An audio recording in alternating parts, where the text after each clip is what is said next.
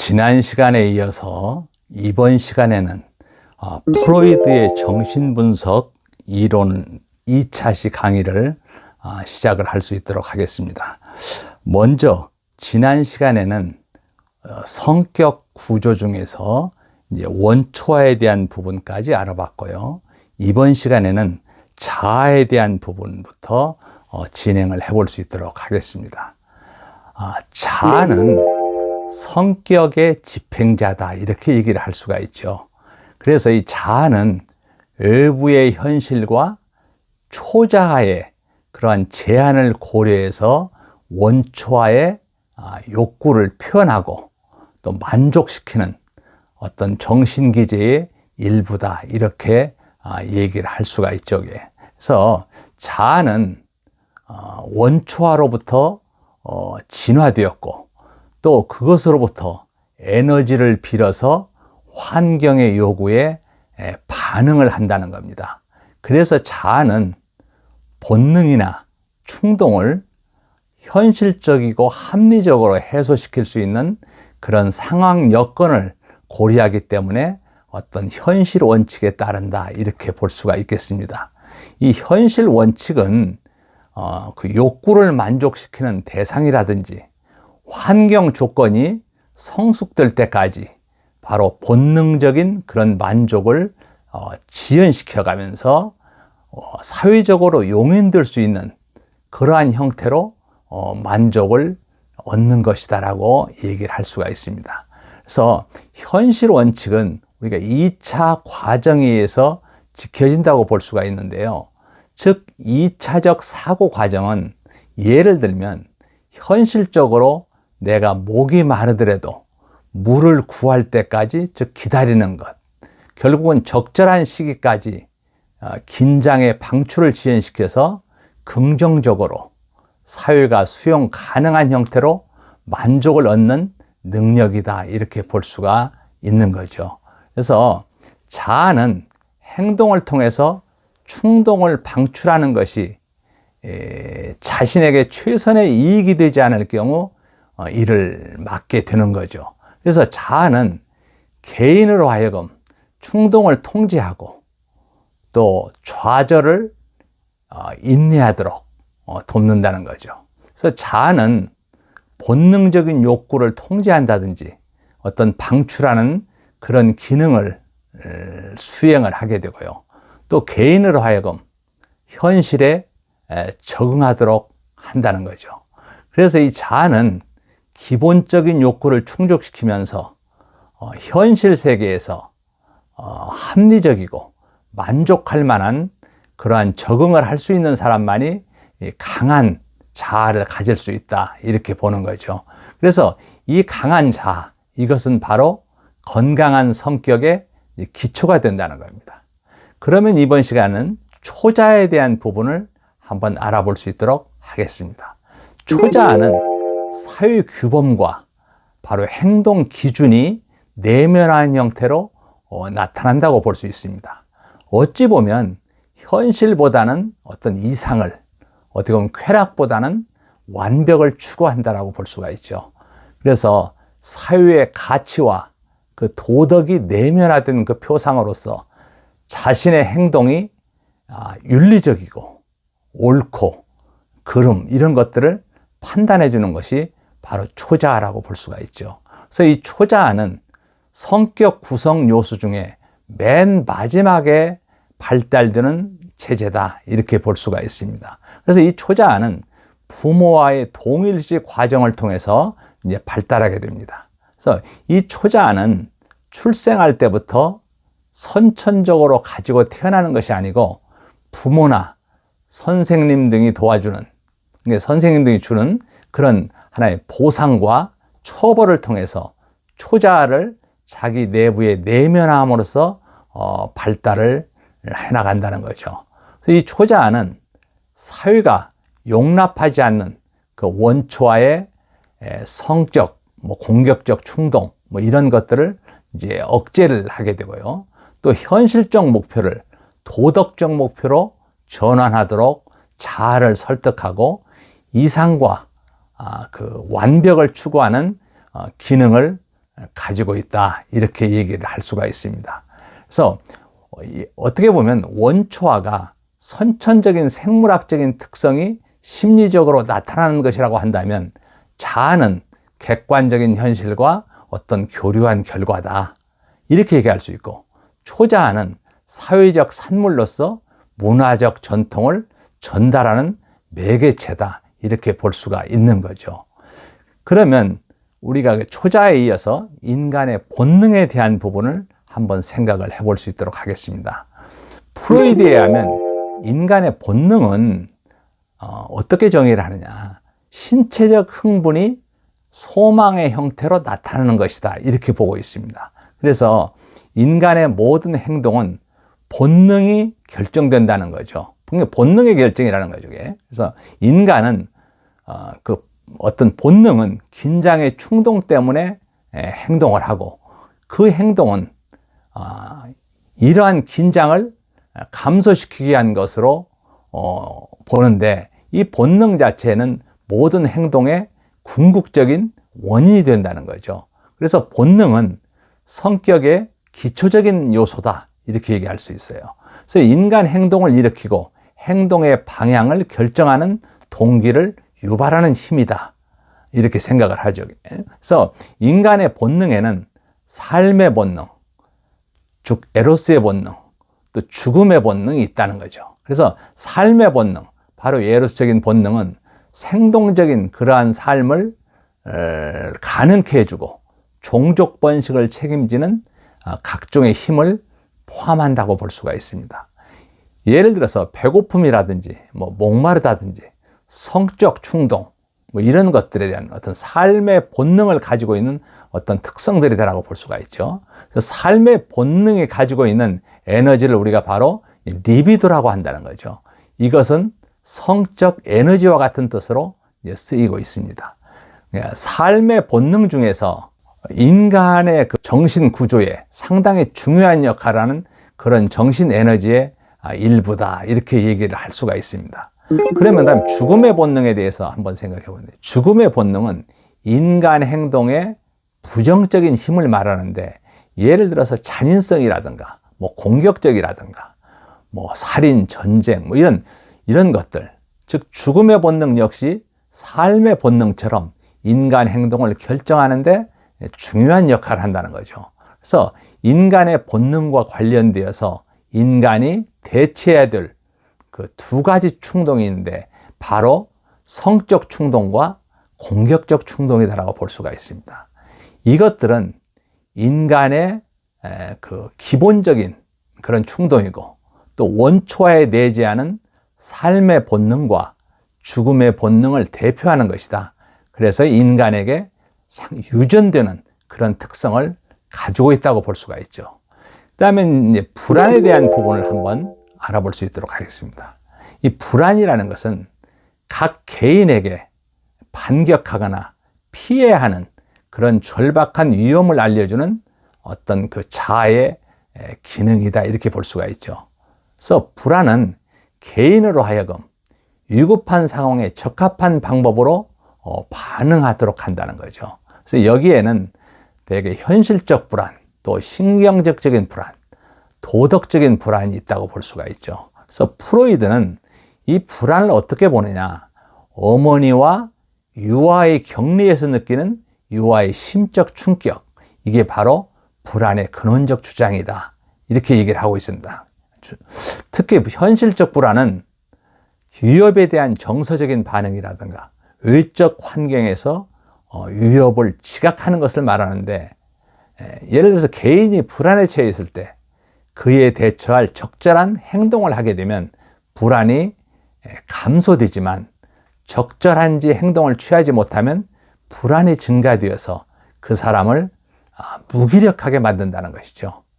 또 신경증적인 불안은 바로 원초와의 충동이 의식화될 것이라는 것으로 인해서 위협을 받고 있고 이에 따라 생긴 정서 반응을 말한다고 볼 수가 있습니다. 그래서 이 신경증적 불안은 원초와의 성적 공격적 본능을 자아가 조절할 수 없을 것이라는 것이 어떤 두려움의 그 원인이 된다는 것이죠. 즉 예를 들어서 통제력을 상실하거나 고통받는 것을 두려워하고 또 공포가 완전히 의식되지 않고 원인을 알지 못한 채 불안을 경험하는 그런 경우가 있다는 겁니다. 이제 도덕적 불안은 뭐냐? 자아가 초자아로부터 어떤 그 벌의 위협을 받을 때 일어나는 하나의 정서적인 그런 반응이라고 할 수 있는데, 자아가 죄책감 또는 수치감을 경험하고 양심으로부터 위협을 의식함으로써 발생한다, 이렇게 볼 수가 있습니다. 이 도덕적 불안은 원초화가 예를 들어서 비도덕적인 생각이라든가 행동을 표현하려고 할 때, 또는 그 초자아가 수치심이라든가 죄의식 또 열등감 이런 그 감정으로 반응할 때 나타난다고 볼 수가 있습니다. 도덕적 불안은 자신의 양심에서 오는 처벌에 대한 두려움의 어떤 수반이고, 또 이것은 개인의 행동이 자기 양심에 알맞은 방향으로 나가게 한다는 거죠. 이렇게 해서 불안에 대한 부분을 우리가 한번 알아봤고요. 그 다음에는 이제 프로이드의 어떤 심리성적인 발달 단계에 대해서 한번 생각해 볼 수 있도록 하겠습니다.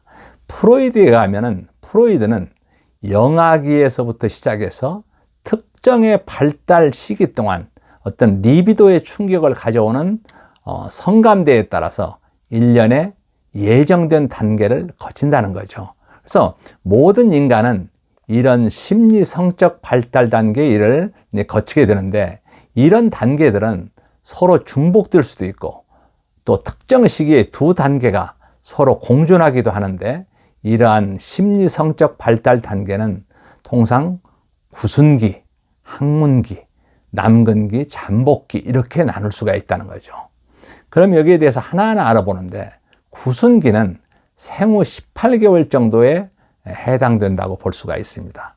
그런데 구순이 쾌락의 주요 원천이다. 그래서 구순, 즉 입으로 빨고 삼키고 깨무는 자극을 통해서 이 영아가 쾌감을 얻는다는 거죠. 그래서 이 영아는 젖을 빨아 영양을 공급받고 배고픔의 충동을 만족시키고 또 동시에 입을 움직여서 기쁨을 얻는다는 거죠. 그래서 구순은 이 생물학적 충동과 동시에 유쾌한 감각을 해소시키는 어떤 신체의 일부로서 대부분 성적 그런 에너지를 포함하고 있다, 이렇게 볼 수가 있죠. 그래서 구순 전기는 어떤 빠른 행위로 어떤 쾌감을 느끼고, 또 구순 후기는 씹거나 깨무는 행동으로 하나의 리비도가 충족된다라고 볼 수가 있습니다. 그래서 이 구순은 일생을 통해 중요한 성감대로 존재하고 있고, 또 성인이 되어서도 이러한 행동의 흔적이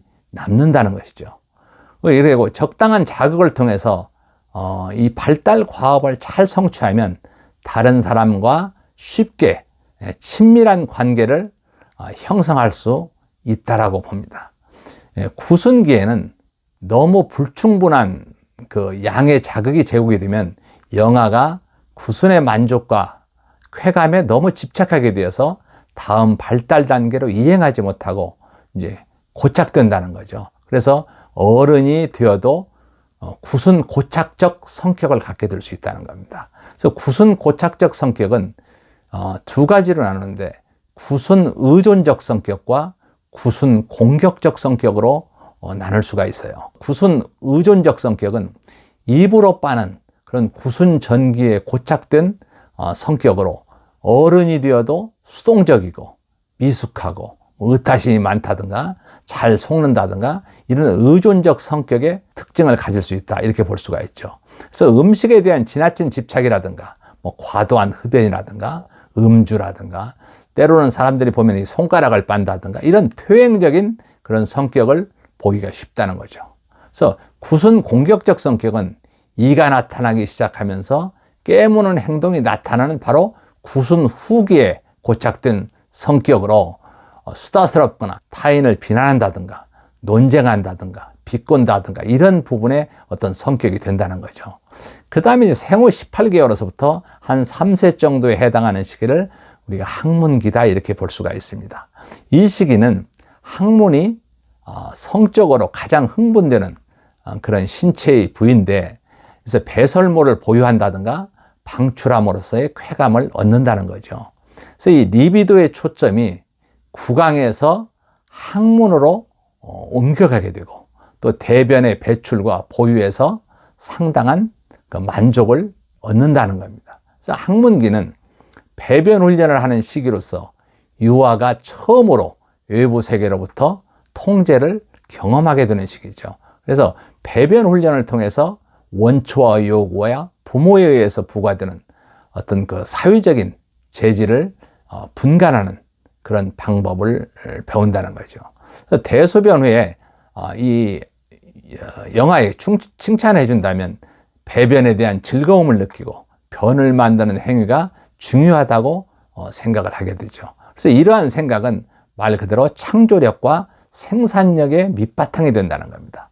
이 과정에서 부모가 청결을 너무 지나치게 강조하면 변을 잘 보지 못하고 원만한 발달 단계에도 영향을 주어서 항문 고착적 성격이 나타날 수 있다고 볼 수가 있습니다. 그래서 항문기에 고착된 성격은 항문 공격적 성격과 항문 보유적 성격으로 나누어지는데, 항문 공격적 성격은 항문기 전반부에 부모가 지나친 성별을 강조한다든가 부모에게 어떤 적개심을 표현한다든가, 안 그러면 뭐 잔인하고 파괴적이고 조금 난폭적인 이런 것들이 많다는 거죠. 항문 보유적 성격은 항문 후반부에 배변 훈련에서 엄격한 부모로부터 배변을 통제해서 내보내지 않고 보유하는 것이 중요하다고 생각되어 갖는 그런 성격인데, 나중에 인색하고 고집 있고 이제 때로는 깔끔하고 완벽을 추구하는 그런 성격이 되고 싶다는 거죠. 그 다음에 4세에서 이제 5세 사이에 우리가 통상 남근기다 이렇게 볼 수 있는데, 이 사이의 아동의 관심은 어떤 새로운 그 성감대가 바로 생식기로 옮겨지는 시기다 이렇게 볼 수가 있습니다. 남아의 그 오디푸스 컴플렉스, 그렇죠? 남자아이가 엄마를 좋아하는, 또 여아에 대한 일렉트릭 컴플렉스, 이런 부모에 대해서 강한 성적 매력을 느끼는 동시에 동성애 부모에 대해서는 적대감을 느끼는 현상이죠. 즉 동일시라는 건 말 그대로 남아는 아버지의 생각, 태도, 행동을 모방하고 자기의 것으로 내면함으로써 아버지를 닮아가게 되는 거죠. 결국 어머니와 동일시도 마찬가지다라고 볼 수가 있습니다. 그래서 이 시기를 우리가 보면은 그 오디푸스 컴플렉스와 일렉트릭 컴플렉스 시대다. 또 그 다음에 6세부터는 잠복기라고 할 수 있는데, 잠복기는 사춘기까지 성적 수면 상태에 속하는 시기라고 볼 수가 있습니다. 리비도가 무의식 속에서 억압되어서 잠복되어 있기 때문에 의미 있는 갈등이나 그 충동은 일어나지 않고 안정 상태를 유지를 하게 되죠. 그래서 리비도는 승화되어서 지적 관심, 즉 운동이라든가 동성 친구 간의 우정, 이런 것들로 전환을 하게 되죠. 그렇다고 해서 성적 욕망이 완전히 사라지는 것이 아니며 강도가 약해진다고 볼 수가 있습니다. 그 다음에 마지막 생식기라고 얘기할 수 있는데, 이때는 사춘기가 되어서 생식기관이 발달하고 성호르몬 분비가 많아지면서 성적 충동을 현실적으로 수행할 신체적, 심리적 그런 능력을 갖추게 되는 시기다 이렇게 볼 수가 있습니다. 이때 새로이 분출된 에너지는 동성으로 향하다가 점차 이성으로 옮겨진다는 거죠. 그래서 사회화가 조성되는 시기로서 이성관계, 또 뭐 구애, 뭐 결혼, 직장생활, 애니에 관심이 가지고, 이 시기에 발달이 순조로운 청소년은 성숙된 성격을 갖게 된다는 거죠. 예를 들어서 뭐 책임감이라든가 적극적인 활동을 통해서 생활 문제를 해결하기도 한다는 겁니다. 다음은 우리가 그 방어기제에 대해서 한번 알아볼 수 있도록 그렇게 하겠습니다. 이 방어기제라는 것은 말 그대로 자아가 불안에 처해져서 합리적인 방법으로 이것을 해결하지 못할 때, 예를 들어서 현실을 부정한다든가 왜곡하면서 무의식적으로 불안을 제거하려 할 때 사용하는 어떤 심리 기제다 이렇게 얘기할 수 있습니다. 그래서 개인이 처한 그 환경의 위협이라든가 충동에 대해서 현실적이고 합리적인 방법으로 대처하지 못하고 바로 비현실적인 방법으로 제거하려 할 때 사용하는 기제다, 이렇게 생각을 할 수가 있죠. 그래서 이 자아의 방어 기제는 원초와의 충동의 공개적인 표현과 대립되는 그 초자아의 압력으로부터 개인을 보호하기 위한 그런 전략이다라고 볼 수가 있습니다. 그래서 이 자아의 방어 기제는 프로이드의 딸인 안나 프로이드에 대해서 체계화되었습니다. 그러면 주요한 자아의 방어 기제에는 뭐가 있느냐? 대략 보면 합리화, 억압, 전치 이런 것들이 있는데, 이런 여러 가지 부분인데 이런 것에 대해서 한번 알아볼 수 있도록 하겠습니다. 우선 그 합리화에 대한 부분을 생각을 해볼 수가 있는데, 이 합리화는 어떤 행동이 힘든 동기나 원인을 그대로 인정하면서 자기의 무능과 결함이 분명하게 됨으로써 다른 핑계 좋은 그런 이유를 달아서 자기의 정서적 안정을 피하려는 그런 방법이다라고 볼 수가 있습니다. 즉 이것은 부당하고 비논리적인 행동이나 생각에 대해서 변명하거나 정당화시키는 것을 얘기를 하고 있죠. 합리화는 죄의식을 느끼게 될 충동적인 행동에 대한 그럴듯한 이유를 만들어서 자신의 목적을 성취하지 못한 데에 대한 그런 변명이라든가 이유 등으로 사용된다라고 볼 수가 있습니다. 예를 들면 동료의 잘못을 상관에게 보고한 경우에 동료에 대한 적대감이라든가 진정, 그 동료를 위해서 내가 그렇게 했다, 이렇게 얘기를 하는 거죠. 바로 이런 부분들이 우리가 얘기할 수가 있고요. 그 다음에 이제 방어 기제 중에서 억압에 대한 부분을 생각을 해볼 수 있도록 하겠습니다. 억압은 가장 기본적인 방어 기제다, 이렇게 볼 수가 있는데요. 불안을 야기하는 충동이라든가 기억 등을 의식에 떠오르지 못하도록 무의식적으로 막는 것입니다.